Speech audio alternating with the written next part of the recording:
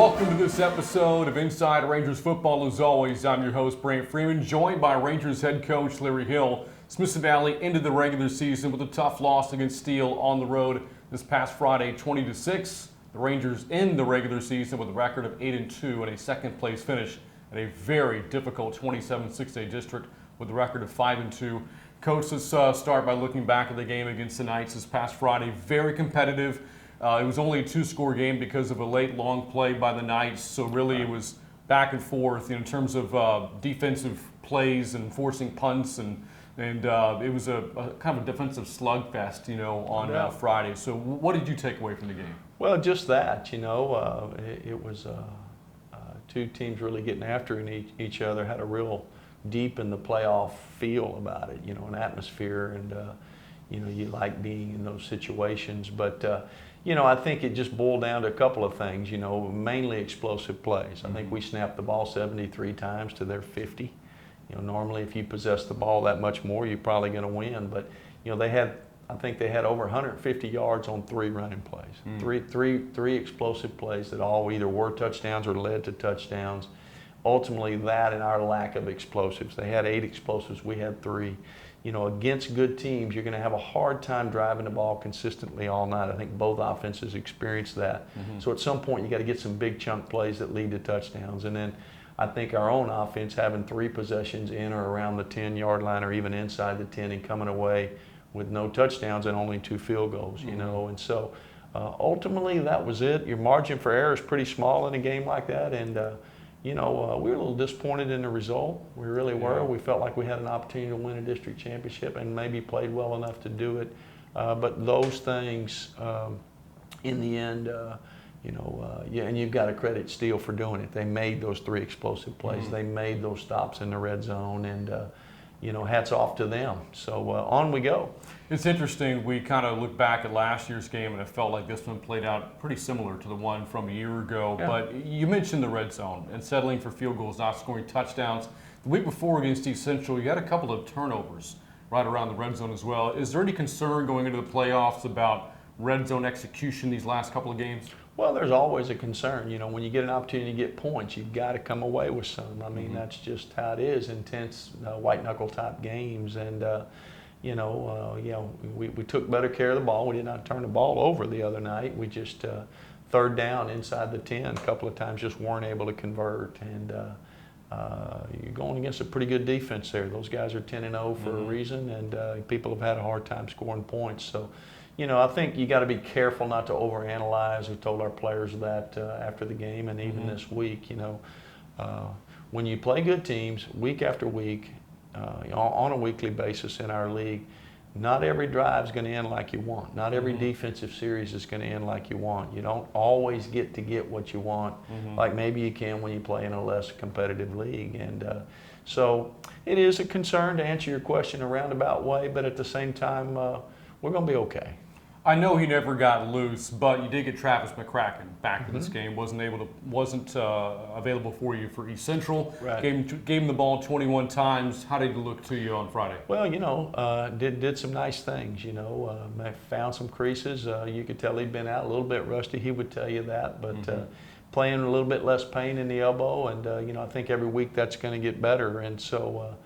It's always good to have all hands on deck, and Travis is definitely one of our top hands. Again, we keep saying this week in and week out, just what a difficult district you play in, 27-6A. You play 2 of the top 3 teams, record notwithstanding with Judson, but a talented team to end the regular season. How battle-tested do you feel having played some of the top teams in the area going into the playoffs? Well, I think we would have to be. I mean, whether we're ready for the playoffs or not, I guess that's still to be judged, as we move forward. But we certainly shouldn't get hit with a level of play that we haven't seen. Whether it still boils down to performance. And but as you said, you mentioned those 3 teams, but week in, week out, the Bromphils, I'm thinking back, Wagner, some others that didn't quite, Wagner in their case didn't quite make it, but nonetheless we're playing at a high level. And so our players understand pressure situations. Whether we always do it just right, whether it's coaches or players under pressure,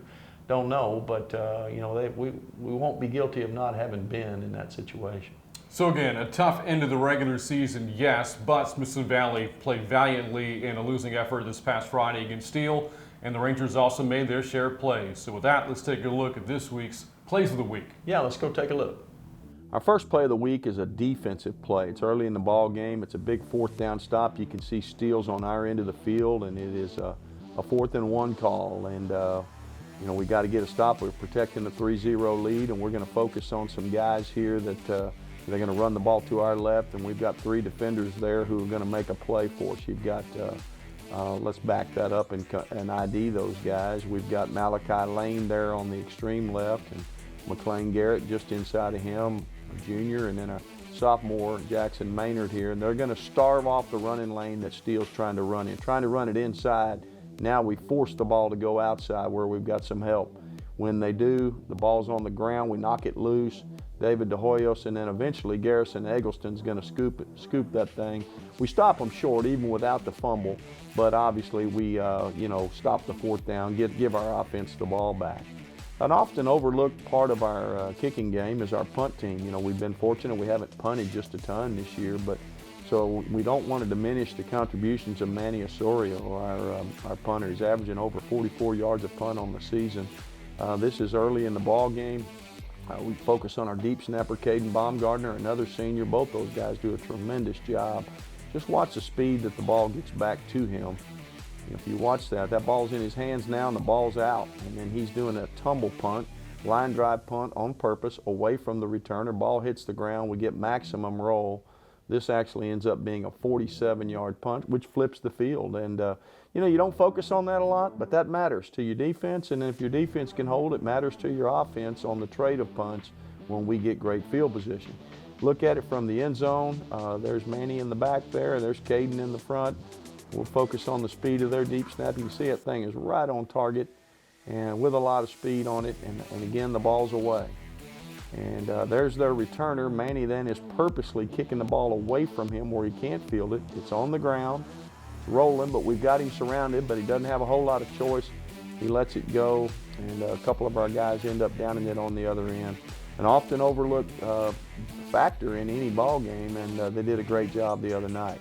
Right before the half, we do a little 2-minute drill. We've got the ball back with about a minute to go. That's Zach McDonald, senior wide receiver at the top of the screen with a circle around him. We're going to get a deep ball throw to him. A little play action pass. We got great protection. You can see Zach up there pointed to him. He's going in on the post route. Got a great cushion to throw the ball with. And then you kind of see him duck inside the safety at the last minute and position himself to make a great catch. And we gets the ball down on the 7-yard line. From the end zone, you get a little bit different perspective of it. The camera work doesn't show everything. But again, the protection up front, Derek Motto's got quite a bit of time to throw, and you can see he's got a good pocket there, and he launches, and here comes Zach into your screen. You see the safeties and him are about to collide, and he undercuts the safety at the last minute and is able to cradle that ball and give us good field position. We don't get a touchdown, unfortunately, go kick a field goal to make it 13-6 at the half. And those are our plays of the week. And that will cap off the regular season. Up next, the playoffs. A binder stick around, and the opponent is a familiar one. The Madison Mavericks, a team the Rangers faced earlier in the regular season. A game we'll preview coming up next on Inside Rangers Football.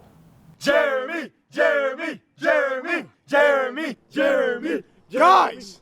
That's who I'm on the phone with right now. Jeremy Fuller, my family State Farm insurance agent. Jeremy, Jeremy, Jeremy! Did you call your parents yet? Jeremy, Jeremy, Jeremy! Let's go Rangers! What does the new Experience IQ do on the GVTC Wi-Fi app? Check it out. I'll be the parent and you be the teenagers. What? Malachi, get off your phone and study your playbook. Aw, man. Nick, are you learning about breeds of kittens? Gosh, so what? I can't have any privacy? Not with Experience IQ.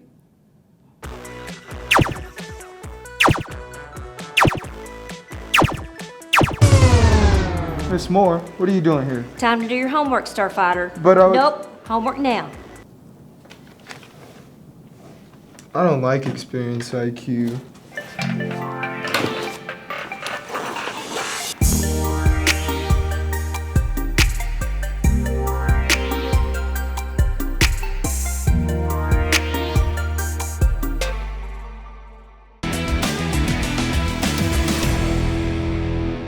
This week in Rangers trivia. This Friday, Smithson Valley opens the postseason at home against Madison, a team the Rangers have faced in the playoffs 3 times before, all in the same round. Which round has it been? Is the answer A, the bi-district, B, the region quarters, or C, the region finals? The answer is C, the region finals.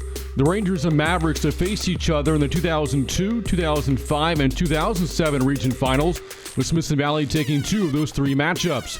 The Rangers won by a single point in 2002, 28-27, and then blew the Mavericks out in 2005 by a score of 50-20. Madison got revenge in 07 with a 38-35 win in overtime. So that's right. Back in the early to mid 2000s, some memorable battles between the Rangers and the Mavericks. A one-pointer in 2002, a Ranger rout in 05, and an overtime game in 07. You won 2 of those, Coach. What do you recall about those games? Well, they were big ball games, as you said. 02, we've never played them before. We actually came out of different leagues to play in the regional finals. That was our first year in the top classification, what is now 6A. And you know, I remember they ran the opening kickoff back for a touchdown, and we battled back, and then we were holding on, made a big throw and catch right there at the end to keep the ball and win that one. And 05, you mentioned, we had played earlier in the year and won in a district game, but in the quarterfinals, in the regional finals, we played extremely well up there. And it was a day game at Blossom, and we won big. And then 07 in the Dome, we had a big lead, and they made a furious rally, and you know, they got us right there in overtime. And so, you know, they're always those type of games, and this week is likely to be no different. So again, those were all in the region finals. This is in the opening round, the bi-district round coming up on Friday here at Ranger Stadium. Let's start there, Coach. The opportunity to play at home in the playoffs doesn't come around very often. Right. This will be your 7th home game of the season as well. So yeah. How does it feel to be able to play such a game of this magnitude at home? Well, we enjoy playing at home, and you know, you don't always flip home and home. You know, with the new rules, or the newer rules, where the high seed gets the home game in the first round. That's relatively new regulation. So that's why the game is here. You know, so obviously you prefer that as opposed to going to their place. But in the end, I mean, somebody's going to put the foot to the ball at 7 o'clock, and it's just a game. But we always like playing in front of our home fans. And so again, one of those 7 home games was against Madison, a 28-0 win for you early in the season. It may as well have been 10 years ago, let alone 10 weeks ago. But as you look back at that game, what stood out? What do you recall about it? And do you feel as if, how much of that game do you feel will apply to the game this Friday? Well, I mean, it'll apply in the sense of, you know, we have some idea of what they do against our defense and our offense. Of course, that works both ways. They've got an idea of it as well. So, you know, some of the names and faces have changed for both teams, you know, with injuries or lineup changes or shuffling the deck a little bit. So, you know, I'm not sure that either team looks exactly like they did week 2. They've played 8 games since, but you know, it does give you a little bit of an idea of what they may. Sometimes you look at tape against them playing another team. Well, how does that really match up to our defense? Or how does that really match up to our offense? So I think you'll have 2 teams that are very familiar with each other this Friday night. It won't be a whole lot of secrets, and we're just going to have to play and see who plays better. In that game, again, you shut out the Mavericks, held them to under 70 yards of offense that game. But offensively, look at the way they've played in the regular season. And we keep hyping up your district. They played a pretty tough one as well. Teams like Johnson and Reagan and Clark. And they won their final 3 games of the regular season to punch their ticket. And in the last 2 games, scored 52 and 49 points.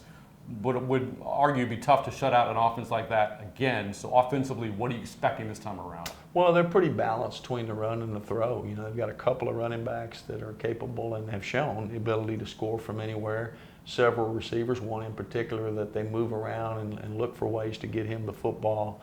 And he can catch the short one and run the distance, or he can run by you. And they've really found their footing. They're scoring a lot of points, as you mentioned. And the big win over Brandeis in overtime, I guess 2-3 weeks ago, was really the one that put them over the top. So they come in hot, and you know, we know we'll have our hands full. You know, defensively, you look back at that game and you hit a couple of big plays in that game, but you really had to work for your other 2 touchdowns in that one. I felt like it was a field position battle that you won. offensively, what do you feel as if you can do against their defense? Well, it'd be hard, you know, to know that ahead of time. You know, they're very sound against the run. They move the guys around a little bit, multiple alignments. Big and strong up front, hard to run right at. You know, their secondary plays extremely well. We scored really on a couple of jump balls that night, a couple of double moves where our guys just went up and took a ball that we really weren't wide open on. And then you mentioned a couple other drives where we had good field position created by defense and special teams. So I think it's going to be that kind of formula again. We're going to have to get some short fields for our offense, through some 3 and outs and maybe a punt or punt return.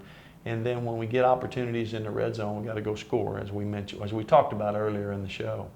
So again, Madison coming up on Friday, and for a lot of your or for a handful of your players, I should say, they played in the playoffs before. They returned from last year's team, now playing on this year's team. But for some of them too, this is the first go-around of the postseason. What is your message to those players in terms of the difference between regular season football and postseason football? Well, you know, there's no tomorrow. I think that's the biggest thing. You know, there's more at stake. You know, half the teams in Texas that are in the playoffs won't be here next week. You know, and so your margin for error is pretty small.